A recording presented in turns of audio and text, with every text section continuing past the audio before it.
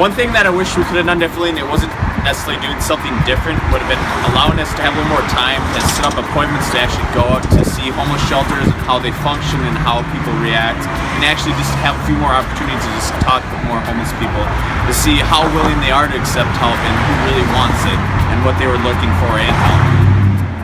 So I think the most challenging thing for me with this project was not only just working with 5 other people and trying to find time for all of us to work together, but I had a hard time digesting all of the information that we got. I mean, really learning about individual stories and people who were homeless and still are on nights like tonight that are so cold and windy, and they can't do anything about it because of their illness. It really got to me, and it was a hard thing for me to deal with throughout the semester. I found that this has been an emotional centering for me. People who are homeless often are overlooked because we are so busy with our daily lives. In my schoolwork, I have found that I'm often asking why and how in my papers, trying to get down to the root of the matters. For my coworkers, I found that I've become more sensitive to their personal needs and realized that any one of us could become mentally ill and homeless as a result of cancer or illness or some other trauma. So this project I felt was really good because we were tackling an issue that's affecting, people, and it's very close to us. So I really enjoyed the project, but my least favorite part was not being very involved. I would have loved to get very personal and meet people who have struggled and kind of just enter their world and get to know them personally and see how it had affected them. My favorite part of the project was a learning experience.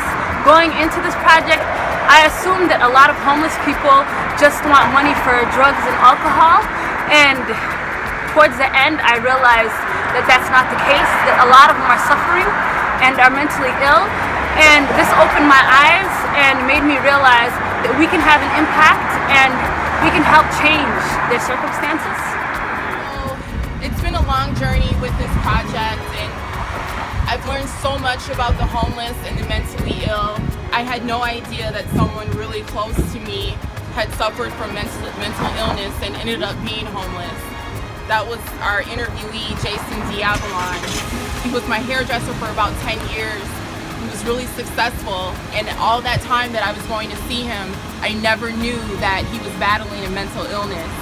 And I never thought that something could take someone that was so high to literally living on these cold streets.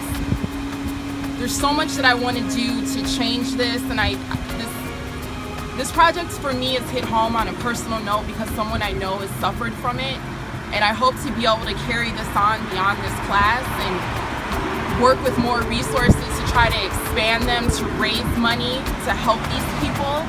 Because there's so many times we drive down the street and we see people standing on the side of the road with signs, but we don't know their story. We don't know why are they out there. And a lot of times we do now know that it's not by their choice, but because of their illness.